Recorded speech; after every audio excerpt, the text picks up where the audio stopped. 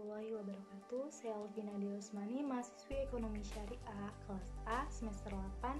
Di sini saya akan mempresentasikan mengenai fikih ibadah, fikih muamalah, dan fikih zakat dalam bidang uji komprehensif. Nah, fikih menurut bahasa berarti pemahaman yang dalam. Dalam terminologi Al-Quran dan As-Sunnah, fikih adalah pengetahuan yang luas dan mendalam mengenai perintah-perintah dan realitas Islam dan tidak memiliki relevansi khusus dengan bagian ilmu tertentu. Sedangkan ibadah menurut bahasa adalah taat.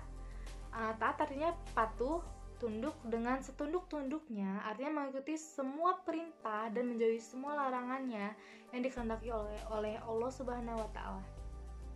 Dengan begitu, pengertian fikih ibadah adalah pemahaman ulama terhadap nas-nas yang berkaitan dengan ibadah hamba Allah dengan segala bentuk hukumannya yang mempermudah pelaksanaan ibadah, baik yang bersifat peraturan, pelarangan maupun pilihan-pilihan yang disajikan oleh Allah Subhanahu wa Ta'ala dan Rasulullah Shallallahu alaihi wasallam. Dalam fikih ibadah ini, salah satu bentuknya yaitu toharo. Toharo adalah meniatkan segala sesuatu yang ada di tubuh, badan, maupun pakaian yang menjadi hambatan bagi pelaksanaan sholat atau ibadah sesuai dengan tuntutan syariat Islam. Cara-cara toharo menurut pembagian najisnya terdapat 3, yaitu pertama najis ringan atau mukhalafafah. Najis ringan ini seperti contoh terkena kencing bayi yang umurnya kurang dari 2 tahun. Di sini cukup memercikkan barang yang terkena najis tersebut dengan air. Yang kedua itu najis sedang atau mutawasita. Najis sedang ini seperti terkena kotoran, air kencing dewasa yang umurnya di atas 2 tahun serta kotoran lainnya. Di sini cukup dengan membasuh atau menyiramnya dengan air sampai hilang warna, bau, dan rasa. Dan yang terakhir yaitu najis berat atau najis mukhalazah. Najis ini seperti terkena anjing atau babi, hewan haram seperti itu. Di sini tata caranya cukup mudah dengan menghilangkan barang najisnya dulu, lalu mencucinya dengan air bersih sebanyak 7 kali, dan salah satunya medianya seperti tanah atau batu. Selain toharo, sholat juga termasuk dalam fikih ibadah.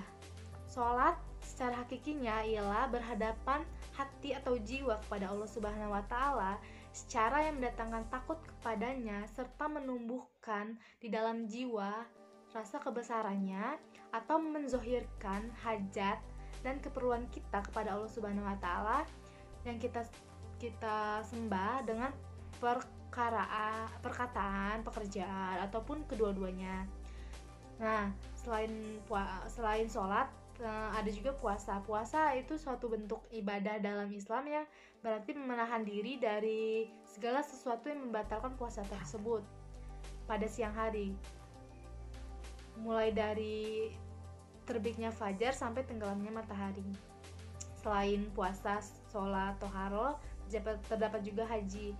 Haji menurut bahasa al-qasdu artinya menyengaja, dan haji secara terminologi berasal dari bahasa Arab al-hajj yang berarti mengunjungi atau mendatangi Baitullah atau Ka'bah untuk melakukan beberapa amal serta ibadah dengan tata cara tertentu yang telah ditentukan dan pada waktu tertentu juga.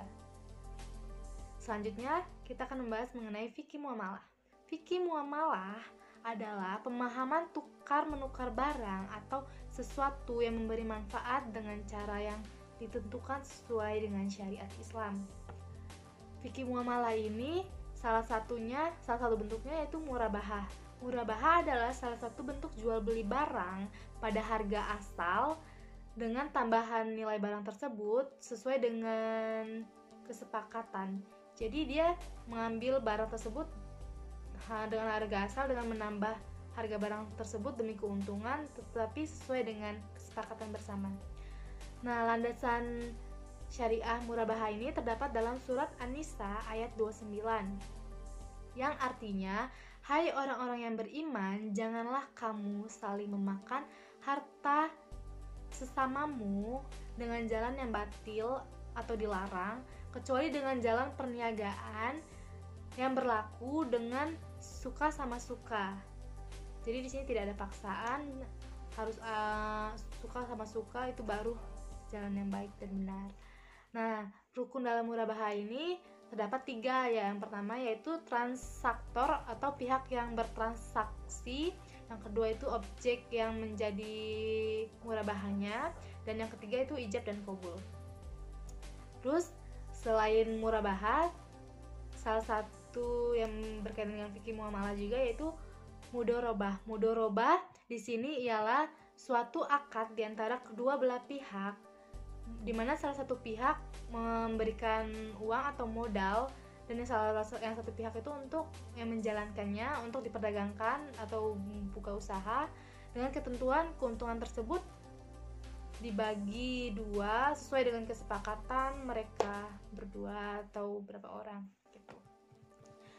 Terus secara umum mudorobah ini dibagi menjadi 2 jenis, yaitu mudorobah secara mutlak atau bebas, yang kedua itu secara terikat.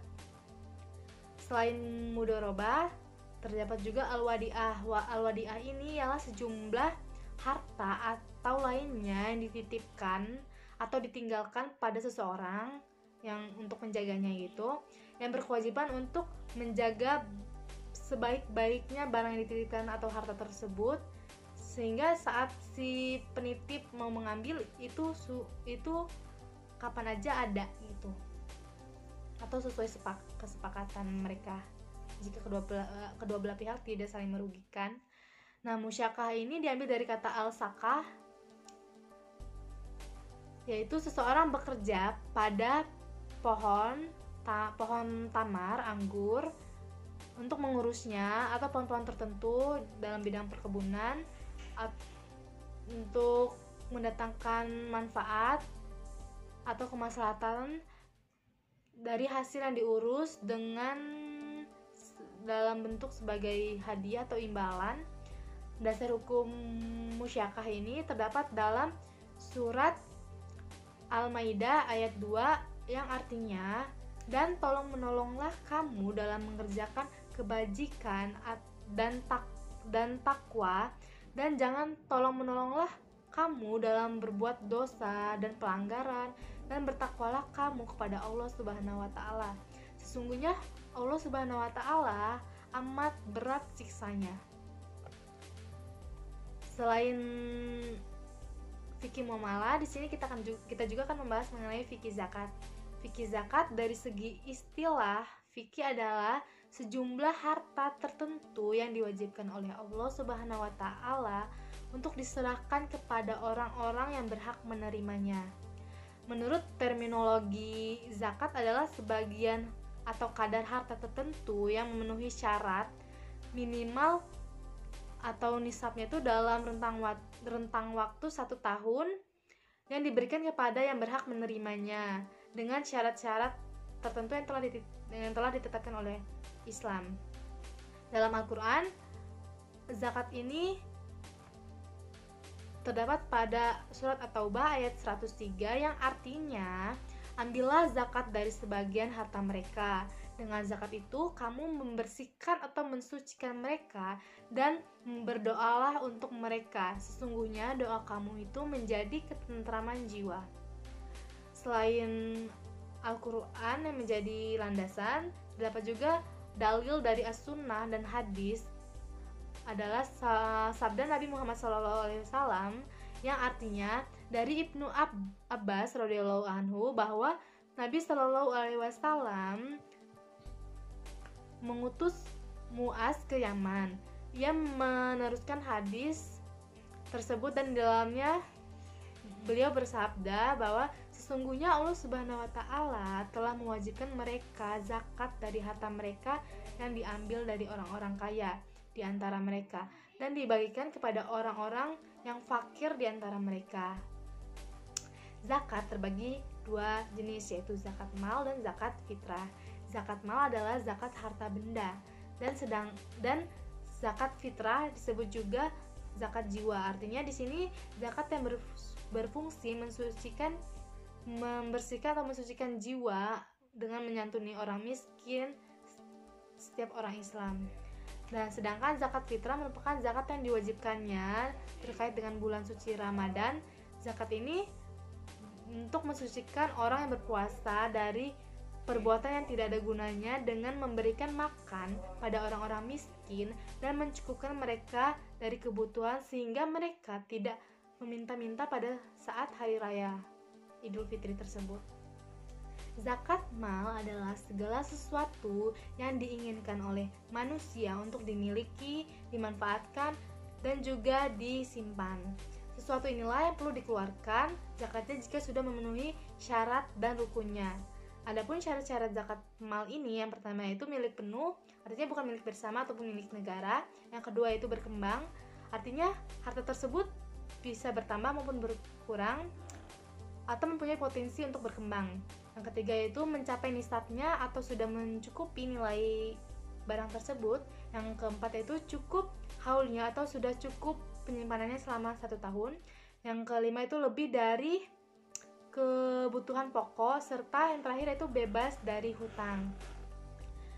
Dalam pelaksananya, zakat mal ini dapat berupa zakat profesi, zakat perusahaan, zakat surat-surat berharga seperti obligasi, saham, terus zakat perdagangan mata uang, zakat hewan ternak, atau zakat produk hewani seperti sutra, susu, madu. Terus zakat investasi atau properti juga termasuk, zakat usaha tanaman atau perkebunan, zakat sektor rumah tangga modern. Terdapat 8 golongan yang berhak menerima zakat atau disebut dengan 8 golongan asnaf, yaitu fakir dan miskin,